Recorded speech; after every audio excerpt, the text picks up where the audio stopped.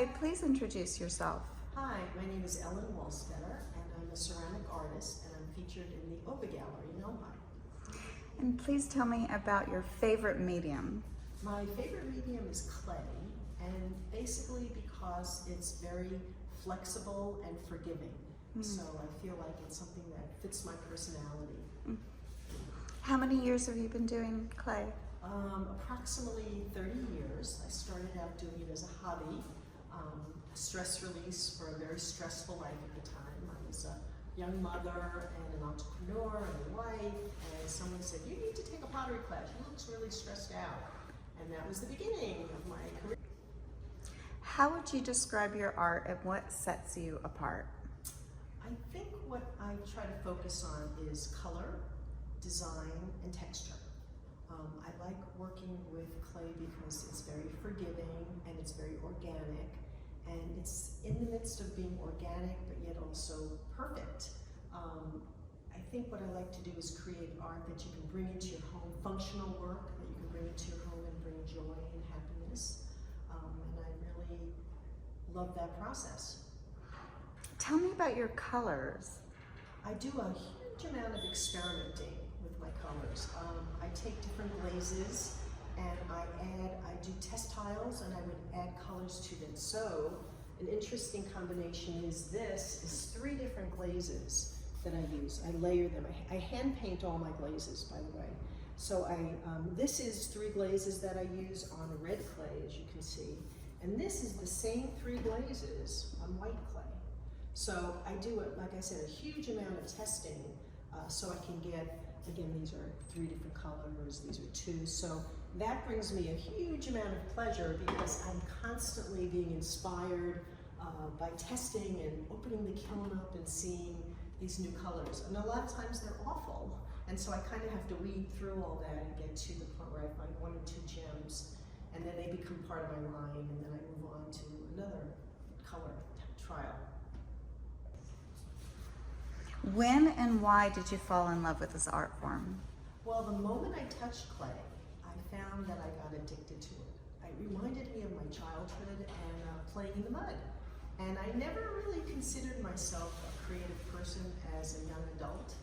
I was really a driven business person. So when I touched the clay and it brought me back to that feeling, it was very wonderful. What techniques do you prefer? I do a lot of hand building. So a lot of my pieces are done with made over molds, and I use a lot of texture. So hand building is I really love, and I also love throwing. So a lot of my pieces are thrown, and I sometimes incorporate the two. Some of these mugs I hand build them with texture, and then after they're put together, I put them on a wheel and I throw them from the inside. So I kind of combine a lot of different techniques. Where do you find inspiration? I think a lot of my inspiration comes from within. Having been an entrepreneur for so many years, I'm very goal-oriented. So my inspiration usually starts with goals. So when I first started doing it as a hobby, it was a goal to relax. So I got into it and it was very relaxing. And then as I progressed, I found I was drawn to certain types of techniques and I had many teachers that I went to. At this point in my life, my inspiration comes from this beautiful studio that I live on the top of a hill in Ventura, and I get to see all these beautiful colors, the clouds. So earth, sea, and sky seems to be where I get inspired, but as a business person, I really didn't have an inspiration as far as what I was going towards that. It's just that my work actually spoke to me as I started doing it.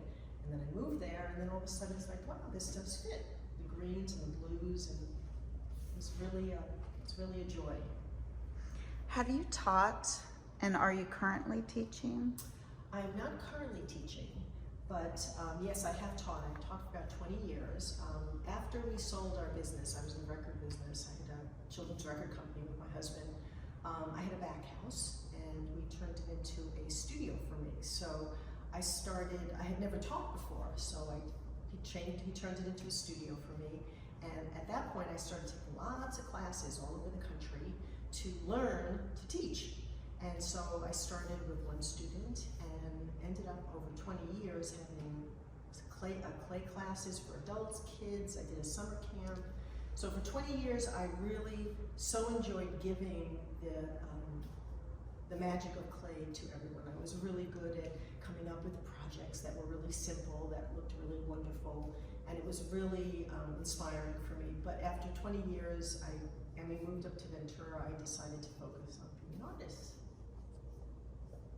Is your personality reflected in your ceramics? Oh, definitely. I would say that since clay is so forgiving and open, it's a very spiritual experience working with clay. And I find that my work is the combination of being perfect and organic. It's that kind of like a sweet spot where I don't want it to be too perfect, but too organic. And I think the flexibility of working in it, I think that's pretty much defines who I am. What does success mean to you? Well, that's a very interesting question. As a business person, it's money. How successful your business is, how many sales you get. So when I started doing ceramics, teaching was one thing, but when I started being an artist, I had in the back of my head, always analyzing money, cost, how much time I'm spending. So it took me a really long time to quiet that part of my brain and just get into the process of doing it. So success to me now, honestly, it's taken me years, and now I've kind of quieted that part of my brain. And success to me now is people buying my pieces and bringing them into their homes. My husband says to me all the time, do you realize how many pieces are in homes all over the world?